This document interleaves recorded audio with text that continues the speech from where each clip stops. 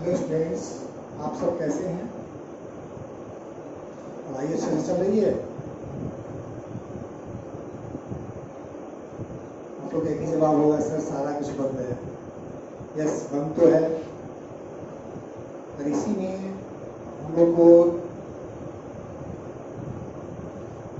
सीमित साधनों में जो आपके पास बुक्स हैं और इंटरनेट पर यूट्यूब के जो वीडियो हैं या किसी और माध्यम से जो भी आपको जानकारी मिले, टॉपिक वाइज जो चैप्टर पढ़ रहे हैं उसके टॉपिक से जहाँ से जानकारी मिले आप उसको एकत्रित करें, अपने नोटबुक में नोट करें और अपनी जानकारी को बढ़ाएं, सवाल बनाएं और धीरे धीरे आगे बढ़ते रहें। सब में आपके इंस्टीट्यूट यूट्यूब चैनल का ये सब वीडियो जो है आपको हेल्प करेगा। जहाँ कोई भी समस्या होगी आप मेरे तक पहुँचाने का प्रयास करेंगे, मैं किसी न किसी तरीके से सॉल्व करके आप तक पहुँचाऊँगा। एक समस्या तो ये थी आप लोगों की, जैसे कमेंट सेक्शन में आप लोगों ने लिखा था सर आवाज़ क्लियर नहीं आ रही है। बात तो सही है, मैंने भी उस वीडियोज़ को सुना है, आवाज़ अच्छे से समझ में नहीं आ रही। समस्या तो है, इस समस्या को दूर करने के लिए एक मैंने उपाय किया, इस तरह से माइक की व्यवस्था की गई है। देखते हैं कि कितना कारगर होता है। फिर भी क्लास को रिप्लेस नहीं किया जा सकता। जो क्लास में हम लोग पढ़ते हैं आमने सामने बैठकर, उसको रिप्लेस नहीं किया जा सकता। एक सप्लीमेंट है, फिर भी हम लोग कभी इसी माध्यम के सहायता से पढ़ना होगा। तो आज हम लोग हिंदी माध्यम लेक्चर का डिस्कशन करेंगे। तो अभी हिंदी माध्यम हम लोग का आज आई थिंक लेक्चर 5 होगा। 4 क्लास हम लोग पढ़ चुके हैं। अभी वैद्युत स्थैतिकी में विद्युत आवेश एवं क्षेत्र चैप्टर पढ़ रहे हैं। उस चैप्टर में अभी तक हम लोग 3 टॉपिक पढ़े हैं। आप लोग को याद होगा, क्या क्या याद है? पहला क्या था? आवेश एवं उनके गुण। 2 क्लास में ही पढ़े थे। दूसरा टॉपिक पढ़े थे वस्तुओं को आवेशित करने के तरीके क्या क्या हो सकते हैं, कैसे आवेशित कर सकते हैं। और लास्ट पिछले क्लास में वो पढ़े थे आवेश का वितरण। आवेश का वितरण कैसा होता है, कितने प्रकार का होता है। ये 3 टॉपिक अभी तक पढ़े हम लोग। चौथा इस चैप्टर का सबसे इंपॉर्टेंट टॉपिक पढ़ने जा रहे हैं आज, कूलाम का नियम। हालांकि ये कुछ नया नहीं है, मैंने पहले ही बताया था। पीछे जो पढ़ाई हो जा रही है, जो हम लोग पढ़ ले रहे हैं, उसको अच्छे से रिवीजन करें, नोट करें, बार बार लिखें, पढ़ें, क्योंकि अगला जो क्लास होगा पीछे वाली चीजों पर आधारित होगा। ये भी क्लास पीछे वाले कॉन्सेप्ट पर आधारित होगा। जैसे कूलाम का नियम क्या है, इसकी आवश्यकता क्यों पड़ी, ये कहाँ से आए। तो आपको याद होगा, आप लोग आवेश के गुण में टॉपिक पढ़े थे, एक गुण पढ़े थे आकर्षी एवं प्रतिकर्षी गुण। उसमें आपने देखा था अगर कोई 2 आवेश हो, धन धन हो या ऋण ऋण हो, या धन और ऋण हो, क्या देखा था आप? इनके बीच में प्रतिकर्षी बल लग रहा था, प्रतिकर्षण हो रहा था। यहां भी प्रतिकर्षण हो रहा था। यहां क्या हो रहा था? आकर्षण। और यहां पर क्या हो रहा था? प्रतिकर्षण। ये आकर्षण और प्रतिकर्षण क्या है? बल का रूप है ना। प्रतिकर्षण मतलब धक्का देना, मतलब बल लगाना। आकर्षण मतलब खींचना, मतलब बल लगाना। यहाँ पर बल लग रहा था। ये आवेश का गुण है कि कोई भी 2 आवेश प्लस प्लस हो या माइनस माइनस हो या प्लस माइनस हो, आपस में बल लगाए। अब ये बल कितना लगाएंगे, बल का मान किन किन बातों पर निर्भर करेगा, ये यहां पर क्लियर नहीं है। इसी चीज को या बल के परिमाण को या बल के बारे में और अधिक व्याख्या करने के लिए एक नियम आता है, कूलाम का नियम। कूलाम ने एक्सपेरिमेंट किया, एक्सपेरिमेंट को और बढ़ाया ये तो देख लिए हम कि दो आवेश बल लगाएंगे, आकर्षी या प्रतिकर्षी, ये कितना लगाएंगे। तो कूलाम इसके बारे में बताते हैं और अपने प्रयोगों के आधार पर कुछ स्टेटमेंट देते हैं। उन्होंने देखा कि कोई भी दो आवेश उनके बीच जो बल लग रहा है वो तीन बातों पर, उनके तो तीन बातों पर निर्भर कर रहा है। एक तो निर्भर कर रहा था आवेशों के परिमाण पर, प्रकृति पर निर्भर करेगा। प्रकृति पर क्या निर्भर करेगा? परिमाण निर्भर नहीं करेगा। प्रकृति पर निर्भर करेगा कि आकर्षी होगा कि प्रतिकर्षी। लेकिन बल का परिमाण निर्भर करेगा तीन बातों पर। कौन कौन? आवेश का परिमाण, उनके बीच की दूरी और आवेशों के बीच का माध्यम। इस माध्यम में रखे गए। आप लोग को याद होगा गुरुत्वाकर्षण में न्यूटन के गुरुत्वाकर्षण नियम पढ़ते हैं, वहां पर भी दो आवेश आपस में बल लगाते हैं। आवेश सॉरी द्रव्यमान, दो द्रव्यमान आपस में बल लगाते हैं। लेकिन वो जो बल होता है माध्यम पर निर्भर नहीं करता। लेकिन आवेशों के बीच जो बल लगेगा वो माध्यम पर निर्भर करेगा। एक्सपेरिमेंट में देखा है। ठीक है, इसके आधार पर स्टेटमेंट क्या देते हैं तो लिखेंगे कूलॉम का नियम स्टेटमेंट लिख देते हैं।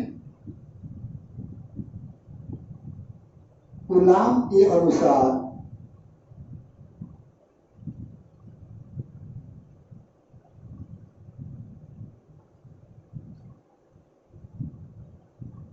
किसी दो आवेशों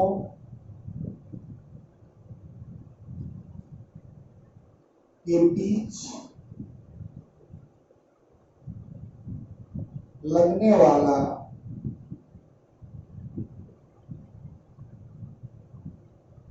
आकर्षी या प्रतिकर्षी बल का परिमाण उन दोनों आवेशों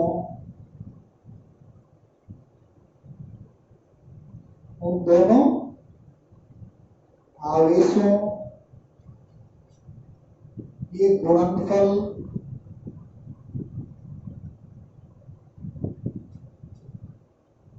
के अनुक्रमानुपाती,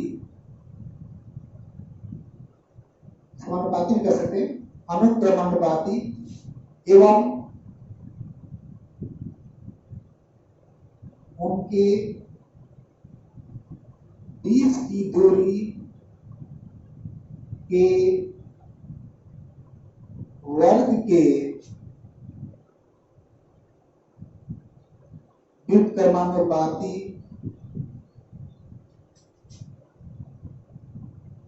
होता है तथा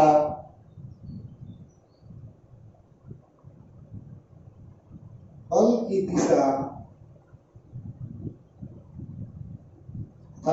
दिशा दोनों बिंदु आवेशों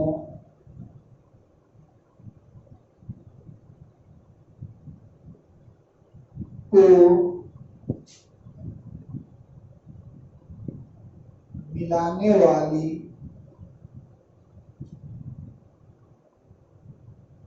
रेखा के अनुदिश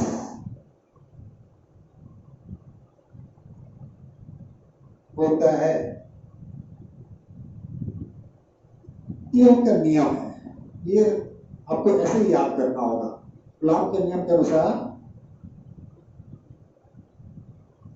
किसी दो आवेशों के बीच लगने वाले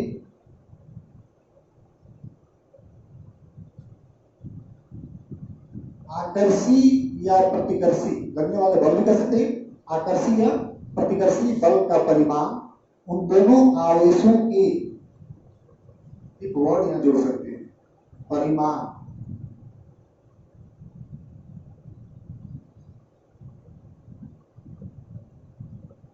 परिमाण के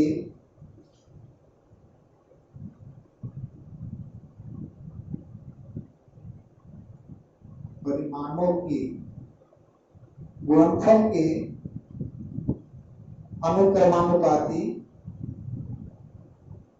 एवं उनके बीच की दूरी के वर्ग के व्युत्क्रमानुपाती होता है तथा बल की दिशा उन दोनों बिंदु आवेशों, क्योंकि कूलॉम का नियम बिंदु आवेश के लिए लागू होता है, बिंदु आवेशों को मिलाने वाली रेखा के अनुदिश होता है। इसलिए देखिए हमने दो बिंदु आवेश मान लिए, एक बिंदु आवेश है Q1 और दूसरा बिंदु आवेश है Q2। इनके बीच की दूरी कितनी है? R। इसको लिख लेते हैं। माना कि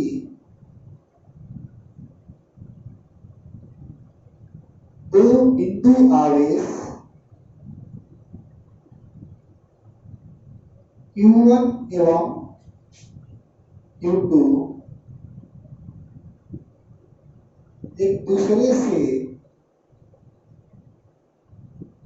R दूरी पर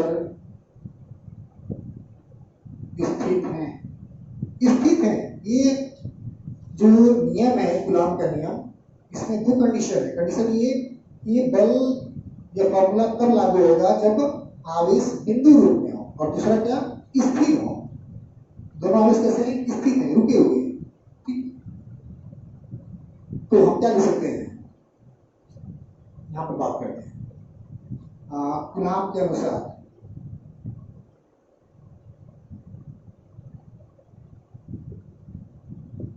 क्या कहते हैं? लगने वाला बल। अब देखो बल कैसा होगा, हमने नोट लिखा, बल की दिशा जो होगी उन दोनों आवेशों को मिलाने वाली रेखा के अनुदिश। अब इसी दिशा में होगा। ये दो आवेश हैं, मिलाने वाली रेखा ये मिलाने वाली रेखा है। दो बिंदु को एक ही रेखा मिला सकती है। अब इसी के अनुदिश होगा। अब अनुदिश होगा तो कहाँ होगा? तो निर्भर करेगा प्रकृति पर। मान लो ये धन आवेश है, ये भी धन आवेश है, तो क्या होगा?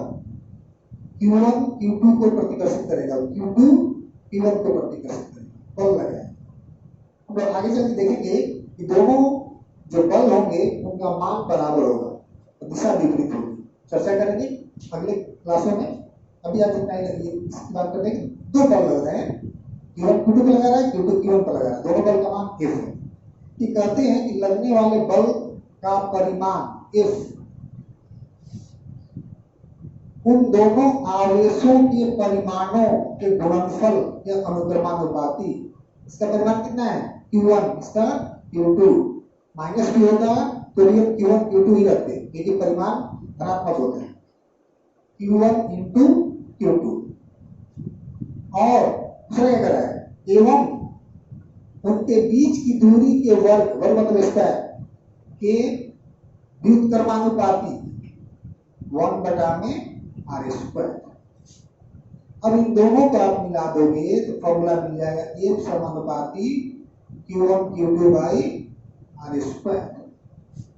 ठीक है, अब इस समानुपाती चीज को हटाएंगे, एक नियतांक देते हैं। कूलॉम ने नियतांक दिया है कि Q1 Q2 by R square. ये कूलॉम का नियम हुआ। अब यहाँ पर E जो है एक समानुपातिक नियतांक है, और किसी भी समानुपातिक नियतांक का मान जो होता है हम लोग प्रयोग द्वारा निकालते हैं। कैसे निकालते हैं? प्रयोग द्वारा। तो प्रयोग में पाया गया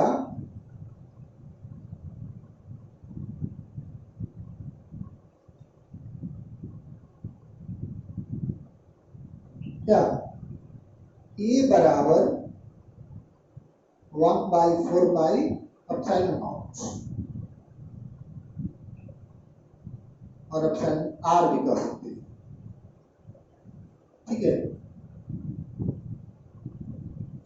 ये दो चीजें या दो नया पद आ गए, 1/4 एप्सिलॉन नॉट, एप्सिलॉन R। ठीक है, अब यहाँ पर एप्सिलॉन नॉट क्या है, एप्सिलॉन R क्या है, इसके बारे में चर्चा करें। ये का मान इतना हुआ, जहां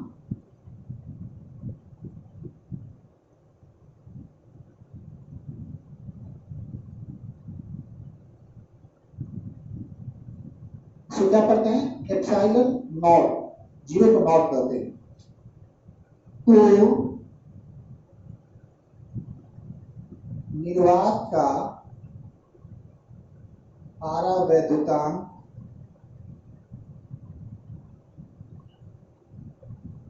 कहते हैं, जिसका मान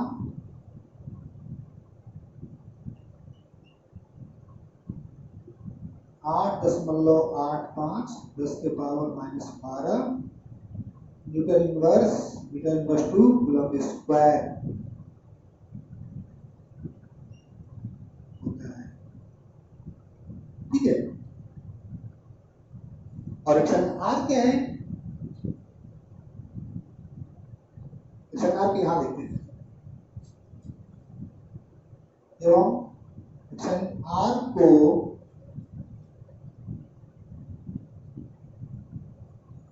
माध्यम की वैद्युतशीलता या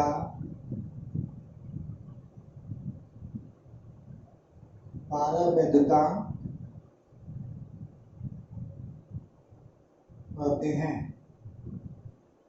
हवा या निर्वात के लिए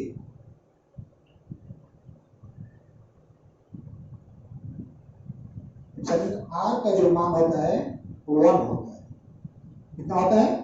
1 होता है। तो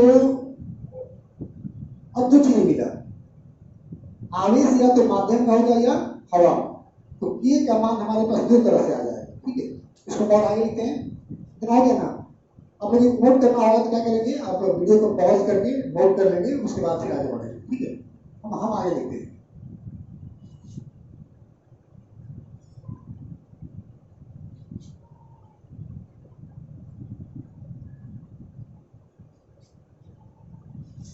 अब देखिए, जब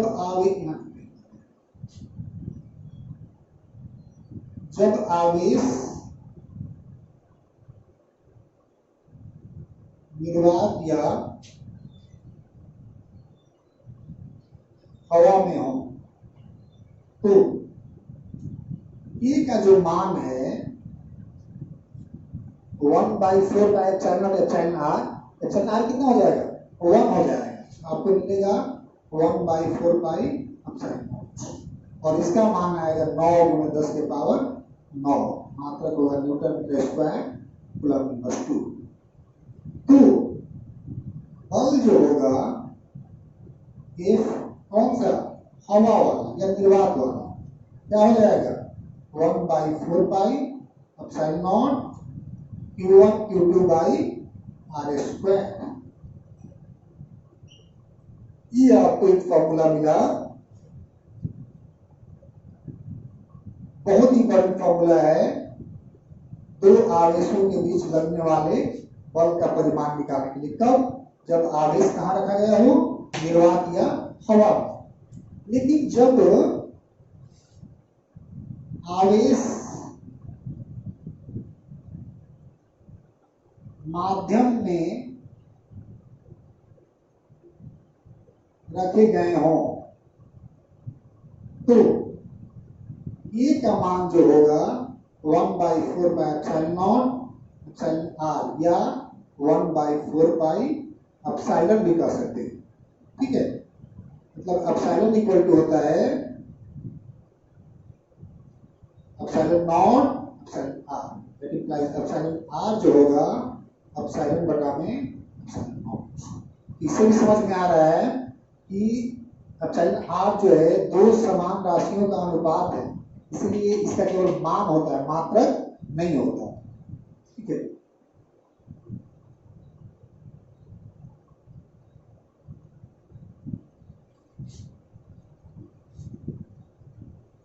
तो हम लिख सकते हैं जब आवेश हवा में होंगे तो बल कितना होगा? तो बल कौन सा? माध्यम वाला 1/4 Q1 Q2/r²। अब इसको चाहे तो आप ऐसे लिख सकते हैं 1/4 Q1 Q2/r², 1 × 1/r। फायदा क्या होगा? तो 1/4πε0 Q1Q2/r², ये हवा वाला है या निर्वात वाला है। इसको हम लिख सकते हैं F माध्यम बराबर F हवा बटा में एप्सिलॉन r। अब इसका क्या फायदा है? इसका फायदा ये है कि अगर आपको निर्वात या हवा वाला बल पता है तो उसको अगर माध्यम में रख दिया जाए तो माध्यम के पारावैद्युतांक से भाग देंगे तो माध्यम का मिल जाएगा। जैसे पानी का पारावैद्युतांक 80 हो गया, कह रहा है कि कोई दो आवेश हैं जो निर्वात में रखे गए या हवा में रखे गए, उनका मान इस प्रकार से, दूरी इस प्रकार से दी गई है, उनके बीच लगने वाला बल कितना है? 80 न्यूटन या 160 न्यूटन। कितना है? 160 न्यूटन। अब कह रहा है उन दोनों आवेशों को उसी स्थिति में उतनी ही दूरी पर पानी में रख दिया गया, तो अब उनके बीच जो बल लगेगा उसका मान कितना होगा? तो दोबारा निकालने की आवश्यकता नहीं है। हवा में हम निकाल चुके हैं कितना? 160। अब पानी का पूछ रहा है तो हवा में निकाल चुके 160 और पानी का अक्षर आर का मान होता है 80। 80 से भाग दे देंगे 160 बटा 80 तो आपको ये भी पता चल गया कि आवेशों के बीच जो बल होगा सबसे अधिक कहाँ होगा? निर्वात या हवा में। निर्वात या हवा में होंगे आवेश, उनके बीच का आकर्षी या प्रतिकर्षी बल का मान सबसे अधिक होगा। और किसी दूसरे माध्यम में डाल दें, माइका में डाल दें, पानी में डाल दें, किसी माध्यम में डाल देंगे तो बल का मान क्या होगा? घटेगा। मतलब माध्यम की उपस्थिति के कारण दो आवेशों के बीच लगने वाले बल का मान घटता है। एक ऑब्जेक्टिव सवाल यहां से आपको मिल गया। ठीक है, सबसे अधिक कहां होगा? सबसे अधिक बल कहां लगेगा? तो हवा या निर्वात में। क्यों? क्योंकि एप्सिलॉन r का मान 1 होता है। ठीक है, दूसरे माध्यम निकालना होगा तो हमको ये फॉर्मूला लगाना होगा, माध्यम वाला फॉर्मूला। यहां ये भी कर सकते हो। अगर किसी माध्यम में निकालना है, हवा में नहीं पता है, माध्यम में निकालना है, तो 1/4πε0 Q1Q2/r² इंटू 1/h। ठीक है, इस फॉर्मूला से निकालेंगे। अगर आवेश हवा में रखे गए हो इस फॉर्मूला से निकालेंगे। अगर हवा वाला पता हो, माध्यम वाला पूछ रहा हो, हवा वाले में पारावैद्युतांक से भाग दे देंगे तो आपको मिल जाएगा। ठीक है, एक चीज और यहाँ पर कि एप्सिलॉन नॉट का मात्रक और बीमा क्या होगा। ठीक है, यहाँ देख लेते हैं।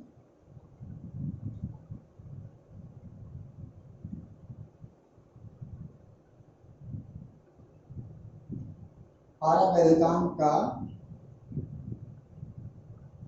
मात्रक तो लिख चुके हैं, एसआई मात्रक कैसे निकालेंगे, कहां से निकालेंगे? तो यहां से निकालेंगे, क्योंकि फॉर्मूला होता है F इक्वल टू 1/4πε0 Q1Q2/r²। अब तो एप्सिलॉन का मात्रक निकालना है, क्या करेंगे? इसको यहां लिख चले आएंगे। एप्सिलॉन इक्वल टू हो जाएगा, सब आएगा 4/ε0 Q1Q2/r²। तो बच गया। और ये कहां जाएगा? नीचे आएगा। समझ रहे हैं ना? ये इसी गुणा कर रहे हो, लिखे लाइन आउट कर देते, कंफ्यूजन नहीं होगा। सब कुछ इसी गुणा कर रहे हैं।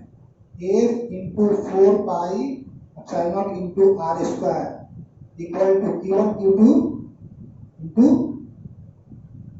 क्या उत्तर में कौन करें? Q1 Q2, ये क्या है? 1 Q1 into Q2।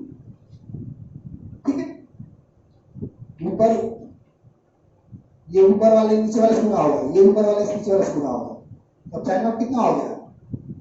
Q1 Q2/f into 4π into r²।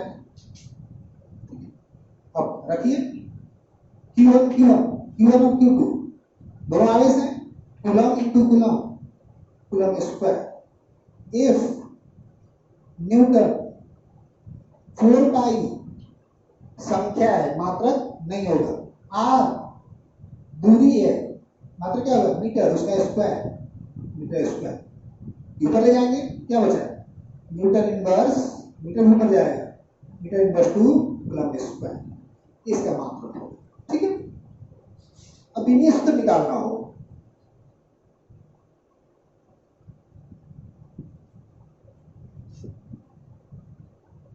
विमीय सूत्र तो एप्सिलॉन नॉट इक्वल टू आपको आगे क्या, Q1 Q2 by F into 4 pi into r square, इसी फॉर्मूला तो यही है।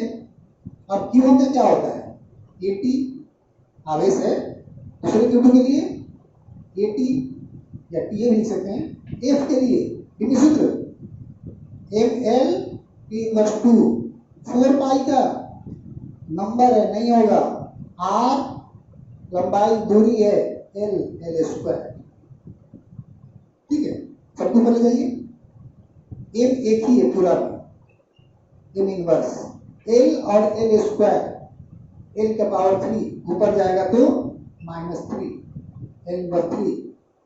ठीक है, T और T स्क्वायर और नीचे में भी -2 है, ऊपर जाएगा तो प्लस हो जाएगा, T का power 4, A into A square, ये आपको डायमेंशन फॉर्मूला होगा इसका।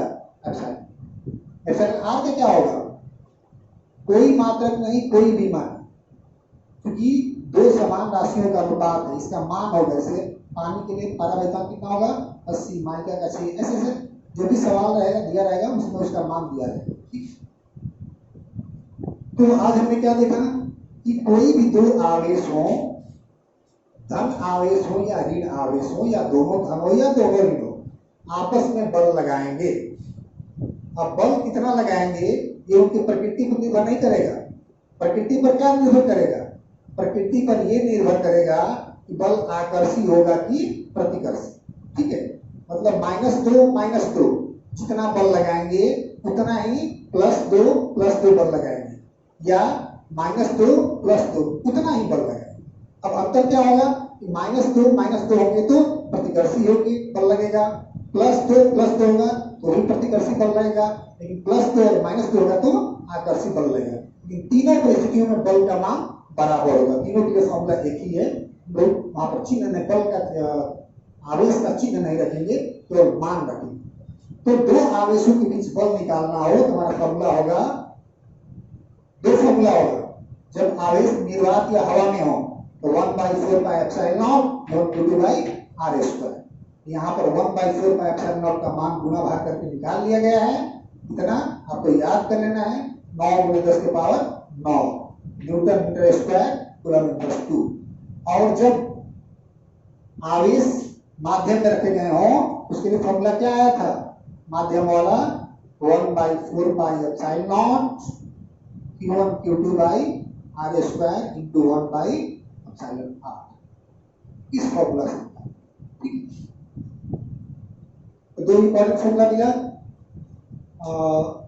कुछ क्वेश्चन करते हैं, उसके बाद अगले क्लास में हम लोग देखेंगे, जैसे अभी हमने बताया कि ये दो बल लग रहे हैं, दोनों बल का मान बराबर है, दिशा विपरीत है। कैसे मान लें कि बराबर और विपरीत है। तो इस चीज को समझने के लिए हम लोग क्या करेंगे कि कूलॉम का जो नियम है उसको सदिश रूप में व्यक्त करेंगे, क्योंकि ये बल के बारे में बताता है और बल एक सदिश राशि, तो उसको हम सदिश रूप में व्यक्त कर सकते हैं। ये जो फॉर्मूला आया है इस फॉर्मूला को हम सदिश रूप में व्यक्त कर सकते हैं। तो हम लोग वहां पर प्रूफ करेंगे कि दोनों आवेश आपस में बराबर और विपरीत दिशा में बल लगाएंगे। तो अगले क्लास में देखेंगे। आज हम लोग इस टॉपिक से एक सवाल देखते हैं। जैसे मान लीजिए आपके पास एक बहुत आसान सवाल, आप आसानी से बना सकते हैं।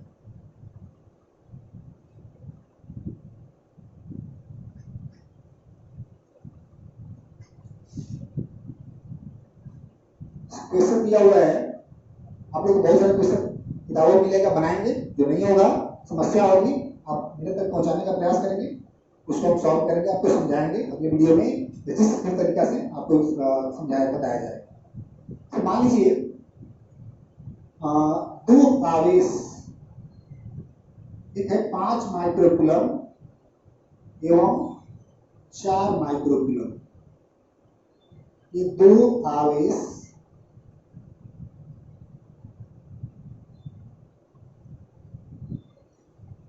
एक दूसरे से 3 मीटर की दूरी पर निर्वात में, अगर निर्वात नहीं भी लिखा होगा, माध्यम के बारे में चर्चा नहीं है तो निर्वात ही मानेंगे। निर्वात या हवा लिखा है तो ठीक है, और कुछ नहीं लिखा है तो भी निर्वात ही मानेंगे। अगर पानी लिखा है, माइका लिखा है तो अलग बात है, लेकिन अगर कुछ नहीं लिखा है तो क्या मानेंगे? निर्वात या हवा में रखे गए हैं। तो उनके बीच लगने वाले बल का मान बताएं। तो सबसे पहले क्या करते हैं, सवाल वैसे से पढ़ते हैं, देखते हैं क्या क्या दिया हुआ है और क्या निकालना है, हमारा फॉर्मूला क्या हो सकता है। ठीक है, तो हम देख रहे हैं कि 2 आवेश है। कैसे आवेश है? बिंदु आवेश, लेकिन जिक्र नहीं है, बिंदु आवेश माने। पहला आवेश क्या लिखेंगे? दिया गया है Q1 बराबर 5 माइक्रोकूलम। अब देखो माइक्रोकूलम को तुरंत कूलम में बदलेंगे। 5 गुणे 10 के पावर किसे गुना करेंगे? -6 से कूलम में आगे। Q2 बराबर 4 माइक्रोकूलम, इसे भी क्या करेंगे? -6 से गुना करेंगे। R दिया हुआ है, उनके बीच की दूरी कितनी दी गई है?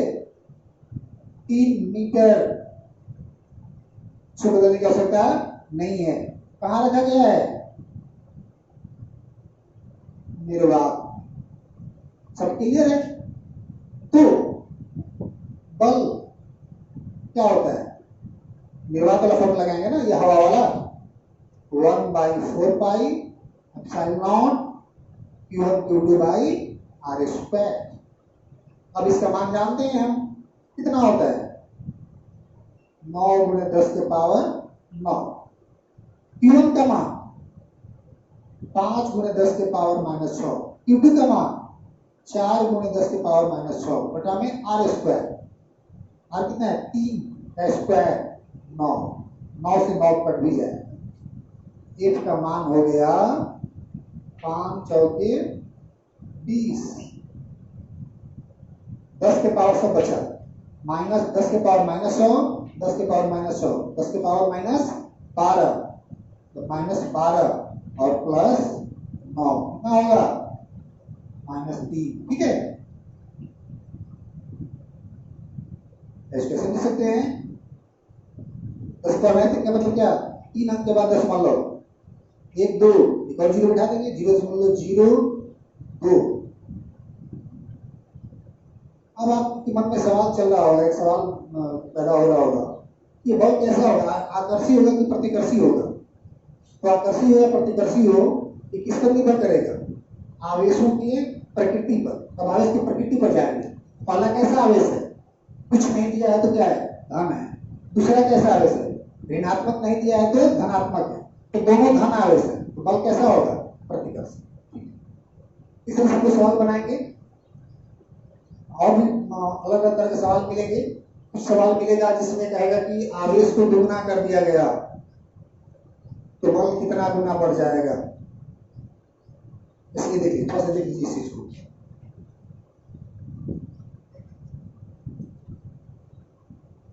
इसमें 3 तरह के सवाल पूछ सकता है। ये तो सामान्य सवाल हुआ। एक सवाल पूछेगा कि हवा में बल दिया है तो माध्यम में क्या होगा?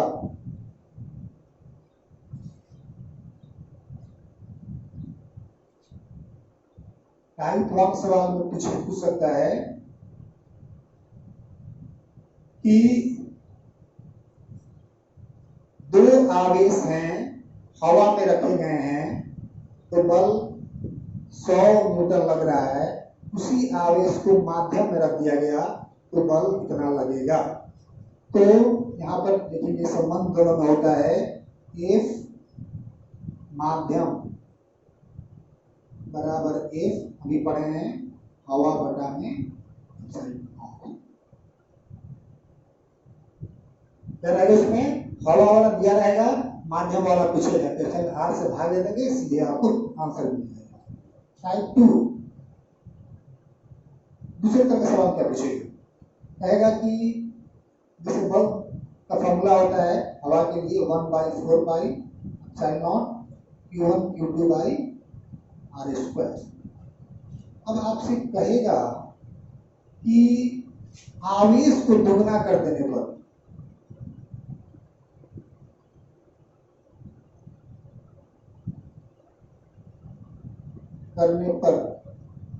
बल,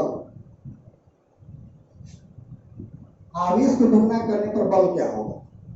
आर के बारे में कुछ नहीं कर, मतलब आर उतना ही, आवेश को दोगुना कर दिया गया, ठीक है। तो अब कितना हो जाएगा, Q1 जो है 2Q1 हो जाएगा, Q1 डैश कर लो, एंड Q2 डैश जो है कितना हो जाएगा 2Q2, दोगुना कर दिए। R डैश जो है R ही रहेगा, कोई बदलाव नहीं हुआ। तो F डैश कितना हो जाएगा 1/4π Q1 के लिए आप क्या रखेंगे 2Q1, Q2 जब क्या रखेंगे 2Q2 बटा में R जब R लगेंगे R²। F इक्वल टू मिल गया 1/4π Q1 Q2 तो वही रहा, Q1 Q2 बटा में R², 2 गुने 2 4, F डैश है ना। तो आपको कितना मिल गया, F डैश जो हो गया 4 गुने F, यही ना है 1/4π Q1 Q2/r², 1/4π Q2/r² हो गया है F। तो आपसे पूछेगा कि दो आवेश हैं, उनके बीच बल लग रहा है 50 न्यूटन। अब क्या किया गया, दोनों आवेशों के मान को दुगना कर दिया गया। तो अब बल कितना लगेगा तो निकालना नहीं है, पहले वाला बल 50 था उसमें 4 से गुना कर देंगे, आवेश को दुगना करेंगे तो बल 4 गुना बढ़ेगा। एक तो नहीं, दोनों को करना होगा, दोनों आवेश को दुगना करेंगे तो बल 4 गुना होगा, ठीक है। ये दूसरे टाइप का सवाल हो सकता है, आधा भी पूछ सकता है, तो बात वही होगी, आधा के लिए क्या हो जाएगा 1/4 हो जाएगा। दोनों को अगर आधा कर देंगे Q1/2 Q2/2, 4 नीचे आ जाता ना, 1/4। तो बल को दुगना करेंगे, दोनों बल को दुगना करेंगे तो दोनों आवेश को दुगना करेंगे तो बल 4 गुना होगा, और दोनों आवेश को आधा करेंगे तो बल 1/4 हो जाएगा। तीसरे तरह का सवाल पूछ सकता है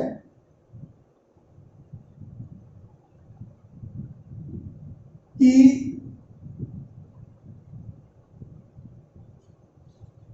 दूरी को घटा बढ़ा दिया गया, ये बराबर है 1/4π Q1 Q2/r²। दूरी को बदलने पर उसे बहुत सारे केसेस हो सकते हैं। दोगुना करने पर, दोगुना करने पर मतलब R डैश कितना हो जाएगा 2 है, दूरी को दोगुना करेगा R डैश कितना हो गया, F डैश कितना हो जाएगा 1/4π Q1 Q2 तो वही रहेगा, आवेश उतना ही है, R जब कितना हो जाएगा 2R whole square, 1/4π Q1 Q2/4R²। मतलब क्या लिख सकते हैं, F dash equal to 1/4π Q1 Q2/r² into 1/4।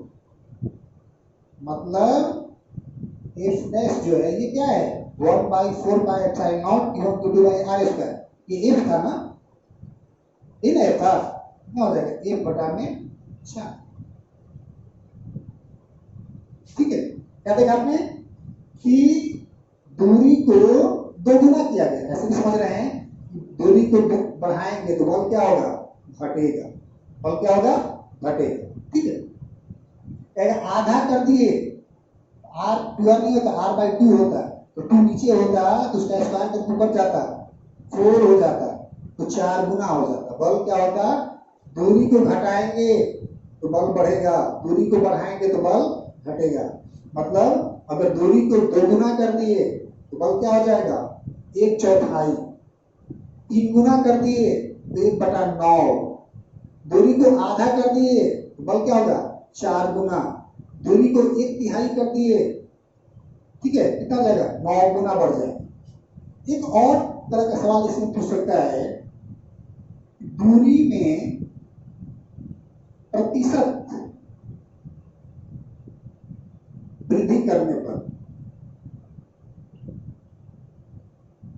मान लो बल दिया है 1/4 pi sine not Q1 Q2 by R square. कह रहा है कि 25 दूरी में, अब दूरी में